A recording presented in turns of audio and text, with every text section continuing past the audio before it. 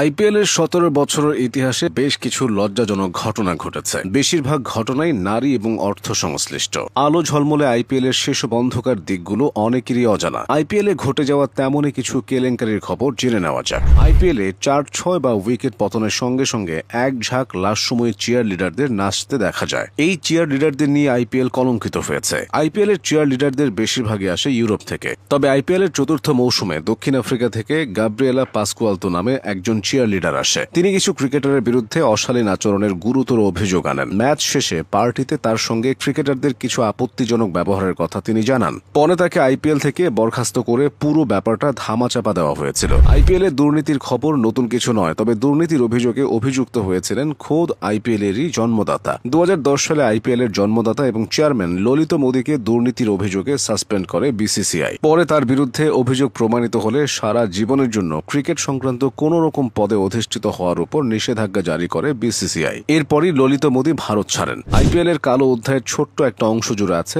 বলিউড বাদশাহ শাহরুখ খানের নাম। 2012 সালের 16 মে কলকাতা নাইট রাইডার্স ও মুম্বাই ইন্ডিয়ান্সের ম্যাচ শেষে ওয়াংখেড়ে স্টেডিয়ামে শাহরুখ খান নিরাপত্তা রক্ষীদের সঙ্গে ঝামেলায় জড়িয়ে পড়েন। অভিযোগ ছিল ম্যাচ শেষে শাহরুখ খারাপ আচরণ করেন। যদিও শাহরুখের বক্তব্য ছিল মাঠে থাকা তার বাচ্চা ও পরিজনদের সঙ্গে নিরাপত্তা রক্ষীরা সঠিক আচরণ করেননি, তাই সেটা ঠেকাতেই তিনি মাঠে ঢোকেন। তবে মুম্বাই ক্রিকেট অ্যাসোসিয়েশন 5 বছরের জন্য কিং খানকে ওয়াংখেড়ের মাঠে নিষিদ্ধ করে। ম্যাচ গড়াপেটার কেলেঙ্কারিতে আইপিএল এর নাম একাধিকবার এসেছে। সবচেয়ে বড় ঘটনাটি ঘটেছিল 2013 সালে। ম্যাচ দুই ফ্র্যাঞ্চাইজি দলের বেশ কিছু ব্যক্তির যুক্ত থাকার ইঙ্গিত পায় লোধা কমিশন। লোধা কমিশন ভারতীয় ক্রিকেট থেকে দুর্নীতি দূর করা নিয়ে কাজ করে থাকে। লোধা কমিশন তদন্তে নেমে রাজস্থান ও চেন্নাইয়ের বেশ কিছু সদস্যের বিরুদ্ধে প্রমাণ পায়। ফলে আইপিএল থেকে দুই দলকে 2 বছরের জন্য নিষিদ্ধ করা হয়। তাই 2018 সাল থেকে চেন্নাই ও রাজস্থান আবার আইপিএল খেলার অনুমতি পায়। 2019 সালের আইপিএল এ ক্রিকেট বিশ্ব বিরল এক ঘটনার সাক্ষী হয়েছিল। সেবার মেজাজ হারিয়েছিলেন ক্যাপ্টেন কুল খ্যাত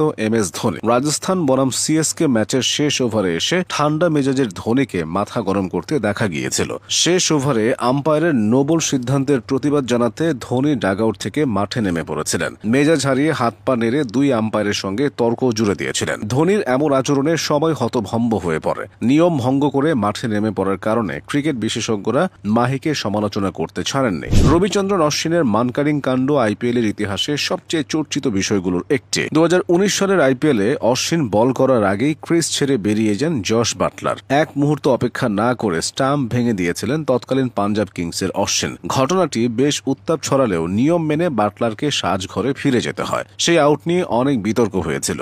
অশ্বিনকে কাঠগড়ায় দাঁড় করিয়েছিলেন একাধিক ক্রিকেট বিশেষজ্ঞ। তবে বিতর্কে জড়ালেও বিশ্ব ক্রিকেটের অনেক প্রাক্তনকে অশ্বিন পাশে পেয়েছিলেন। সমালোচিত ও বিতর্কিত ঘটনায় বিরাট কোহলির নাম একাধিকবার উঠে এসেছে। আইপিএলেও এর ব্যত্যয় ঘটেনি। 2015 সালের আইপিএলে কোহলি বিসিসিআই এর নিয়ম ভেঙে সমালোচিত হয়েছিলেন। বৃষ্টিবিরতি চলাকালীন খেলোয়াড়দের জন্য করা নির্দিষ্ট সীমানা ভেঙে কোহলি তার প্রেমিকা অনুষ্কা শর্মার সাথে দেখা করতে যান। এটি একেবারেই আইন বিরুদ্ধ। যদিও কোনো শাস্তি না দিয়ে সেবার কোহলিকে শুধু হুঁশিয়ার করে ছেড়ে দেওয়া হয়। আইপিএল নিয়ে বিতর্কিত ঘটনার খেরো খাতায় এমন আরো অনেক ঘটনা রয়েছে। তাই অসংখ্য উজ্জ্বল অধ্যায়ের মাঝে আইপিএল এর এই ঘটনাগুলো কালো দাগ হয়ে আছে।